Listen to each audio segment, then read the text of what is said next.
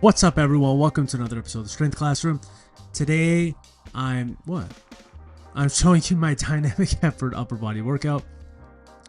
Starting off with some rotational throws, using the 15-pounder, and I'm just, obviously a lighter weight's going to go further, just like you're going to be able to do more reps with a lightweight. But then I move over to the 60-pounder, and that one doesn't go as far. So I just purchased a medicine ball in between 30-pounder. I feel like that's a good medium between the two. I do like the heavier one for slams, and for forward throws, but for rotational throws, not a chance in hell. I'm not developing enough speed to throw at any meaningful distance, or I'm just not feeling that like, I don't know how to describe it, but when you like flick yourself from side to side, you get like this like twitch in your like oblique and your like your intercostal muscles, and I don't really feel that with the bigger one.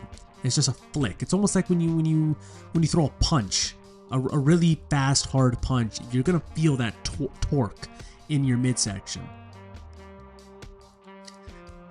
So here is 5 sets of 3, just to potentiate my body for the max rep sets I'm about to do, while still getting some of the principles of speed work in there.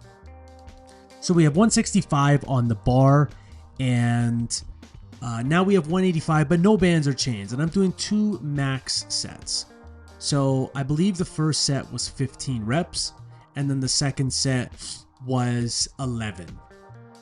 And what's good about this exercise, number 1, it's dead stop. So it's like a deadlift for the upper body.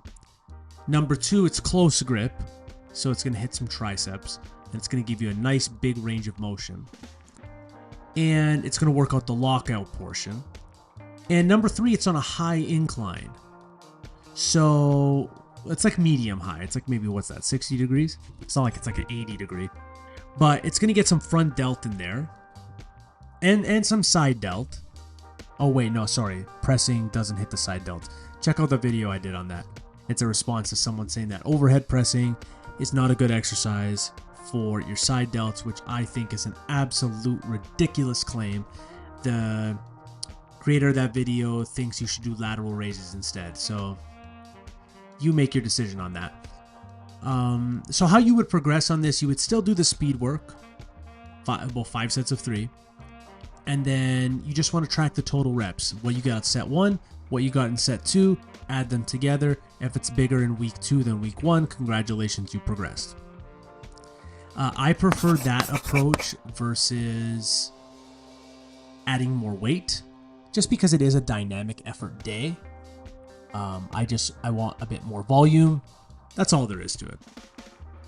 So here we have let me show you the mistake I made with this setup. I think this is the set, or maybe I just completely clunked it. So I tried hanging 2 kettlebells to add weight, but I tried to do it in this weird way where I looped it across, but then looped another one in the middle. The problem with that is that it ended up making it too long. So it just touched the floor. It was like literally before I took it off the floor, had to be like half a centimeter off the floor. And then when I came down in, let's say, a way where I wasn't being aware of it coming off the floor, it kind of, it just hit the floor. And then I'm like, you know what, I can't do this the whole set. So then I just put it on the traditional way, and I don't know, I was worried having 2 kettlebells was just going to feel weird. It felt the way it should, in my opinion, but I don't know, I had this weird like self-consciousness that it was just not gonna be good. And because I don't have a kettlebell in the middle of a 45 and a 63, I don't even know if they sell whatever's in the middle, or if they make it. They have to somewhere. But I just thought I need to put 2 26-pound kettlebells together. So now you'll notice I'm doing low rep sets, just like I said I would do in my max effort one, where it's clusters. So 5 sets of 2, about 30 seconds rest, and then rest for like 3 or 4 minutes, and then do 5 sets of 1. So it's 15 total reps with a weight that I can't do 15 reps with, but I'm still able to move the weight, in a good fashion with good bar speed, and it's a lot of quality reps. That's the difference. It's quality reps in each set versus a quantity of reps in each set. And I've really been liking doing pull-ups with a false grip or thumbless grip. Something about it makes me be able to engage my back a lot more, which it's weird. And it doesn't feel like I'm losing my grip, because let's be honest, does the thumb even do anything on pull-ups? Not with the way I pull, apparently.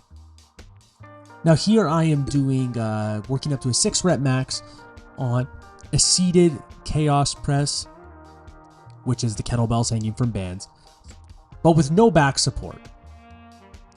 And here I thought it would be no big deal, but ooh, that was heavy. That was heavy and hard to control, because I went from just hanging the one kettlebell to adding 2, and then I went up 50 pounds while adding another kettlebell. The more kettlebells you have, regardless of weight, the more it's going to shake and oscillate and insert whatever term you want it to be.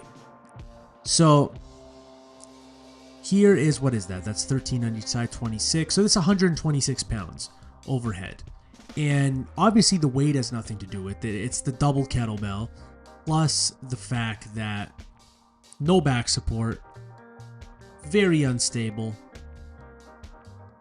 It's just a great lift overall. It's good for overhead stability, but it's good for building your shoulders. So this and the seated Z press with the kettlebell, the one arm version that you saw earlier in the week, are going to be my 2 main shoulder builders or shoulder pressing variations for a while. I'm still going to do lateral raises, glute raises, things like that here and there. But those are going to be my 2 overhead press builders for the meantime. I find they build up a shit ton of core strength as well, and that's why I've chosen those exercises. So here I'm doing some gorilla rows. It's a variation I saw on Instagram. I'm going to try them this week with dumbbells. Next week I'm going to try them with kettlebells. And I'm also going to do them, it's like, I don't know what to call them, where it's like one up, one down. You're kind of like twisting your body. And because when I let them both hang at the same time, because the dumbbells are so big, they are 100 pounders, that they bump into each other. So what I'm going to try, it's almost like a piston. And as one comes up, one is simultaneously coming down at the same time. So I did about 2 sets there. Supersetted it with some mace swings, so 2 sets of each. Overall, this built some good upper back strength, some good grip strength as well, because they are, if you want to move the weight in any fashion, you have to grip these pretty hard. So if you don't have a strong grip, you run the risk of the mace completely slipping out of your hands on the way down. And it's good for biceps as well. It's an isometric bicep contraction, but it's also really good for your core, because when I'm coming around, I'm actually snapping my core and then my shoulder down. So it's as close to a complete body movement as you can get. And I believe almost everyone, regardless of goal, should be doing something like this. It's really, really good for, I don't know, just fill in the blanks for any activity, and I would suggest that it's good for that. And then here's the end of the workout. You have some Zottman curls, where you curl up in a normal fashion and then do a reverse curl for the negative.